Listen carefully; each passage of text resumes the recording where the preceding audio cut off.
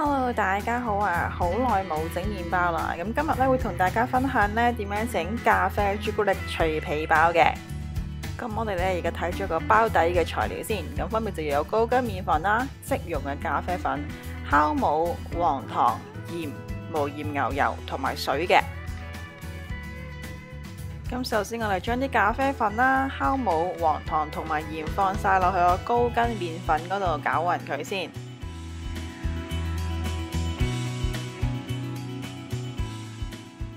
咁撈勻咗之後呢，我哋就可以加埋水入去啦。咁水呢，我哋可以先保留10ml嘅，咁等到有需要嗰時候先加，以免個麵團會過濕。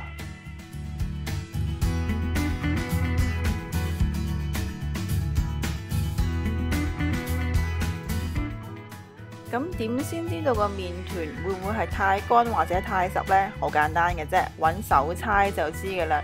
用手猜呢，就最能夠感受到水分要幾多嘅。咁另外啦，你會見到呢，而家啲咖啡粉呢，仲係一粒一粒咁樣喺個麵團度嘅，咁唔需要擔心嘅。你陣間猜多一排呢，佢就會猜勻晒，變晒成嚿麵團都係啡色噶啦。同埋咖啡呢，記住係即溶咖啡啊，冇糖冇奶嗰啲啊，唔好放2合1、3合1嗰啲啊。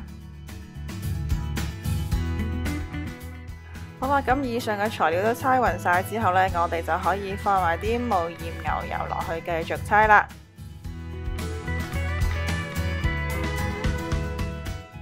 你而家睇片呢，可能覺得個麵團呢好似好濕好腍咁樣，因為呢個麵團呢，我哋係用咗黃糖啊，黃糖本身呢係會比砂糖濕啲腍啲嘅。咁呢，我哋而家加埋牛油入去繼續猜，當嗰個麵團呢吸收晒啲牛油之後呢，你個麵團呢就唔會黐手噶啦。假如你覺得呢個麵團都係好腍好難猜嘅時候呢，咁呢你都可以撻下佢，等佢撻到出筋嘅。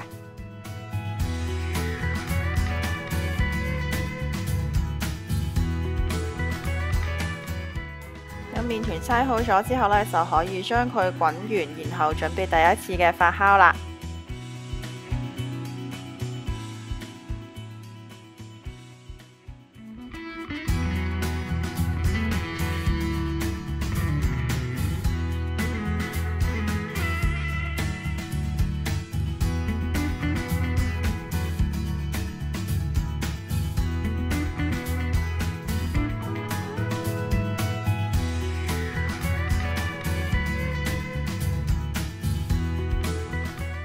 咁喺佢發緊酵嘅時候呢，我哋呢就可以準備個脆皮啦。咁材料呢，分別就有低筋麵粉啦、朱古力粉、砂糖、蛋液同埋無鹽牛油嘅。咁個做法呢，好簡單嘅啫。我哋呢首先將啲粉類過咗篩先。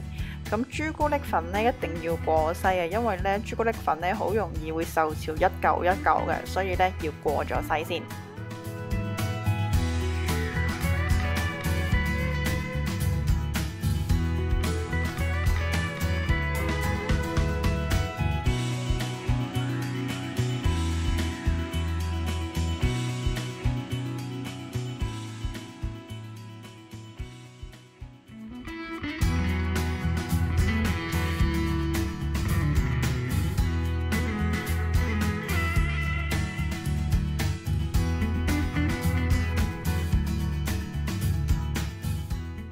跟住呢，就可以落埋砂糖啦、蛋液同埋牛油落去啦。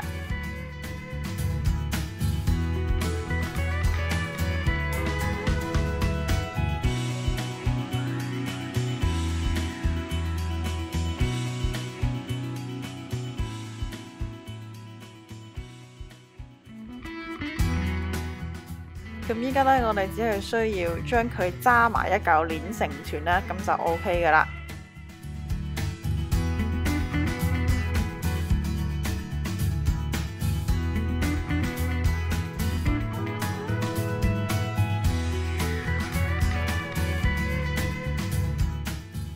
咁我哋見到啲材料咧都混合咗啦，牛油呢亦都冇一嚿一嚿咁樣啦。咁我哋呢就可以將佢包起佢，放喺雪櫃普通格嗰度雪30分鐘先。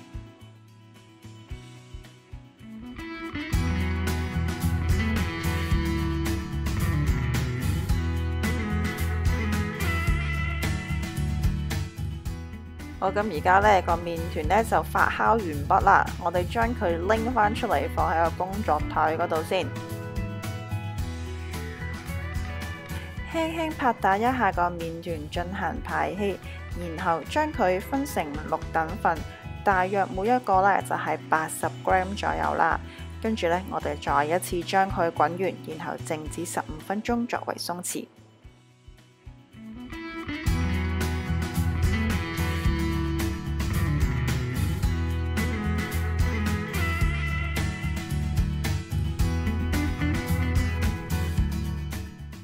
咁滾完好晒之後呢，記住揾塊布或者保鮮紙冚住佢呀，如果唔係個麵團呢就會乾噶啦。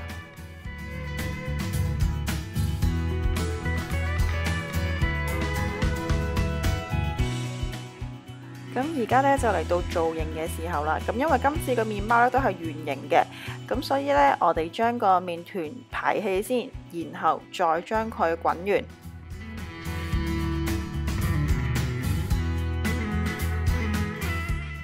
咁其餘嘅麵團亦都係咁做啦，將佢排氣，然後滾完。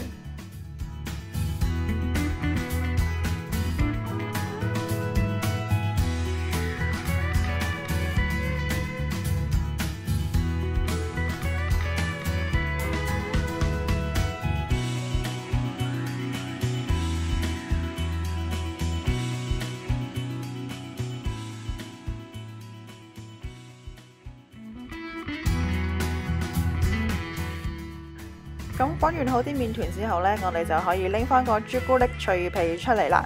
咁因為今次呢，我哋有6個嘅麵包啦，所以呢，呢一個嘅朱古力脆皮呢，亦都係將佢分成6等份。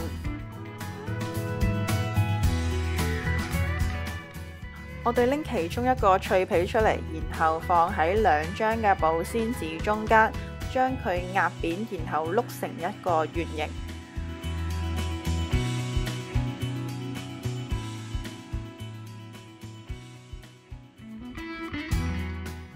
跟住呢，就可以將個朱古力脆皮放喺個麵團上邊噶啦。咁點樣放呢？都冇乜所謂嘅。咁有啲人呢，就中意好似包餃子咁樣，將個麵包包入去嗰個脆皮嗰度嘅。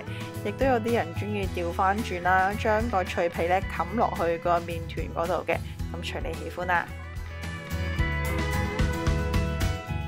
包好之後呢，我哋就可以喺個面嗰度沾上一啲嘅砂糖啦。咁個砂糖呢，記住係食譜以外嘅份量嚟㗎。咁然之後呢，再用把刀喺上邊界出一啲花紋。咁記住呢，唔好界太大力喎。如果唔係焗完之後呢，個皮呢就會裂晒㗎啦。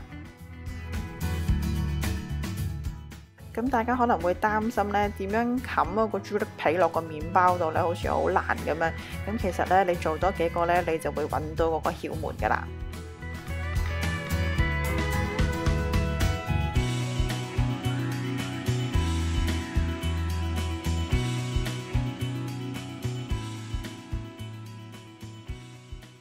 今次呢，我就調翻轉，將個皮冚落個麵包嗰度。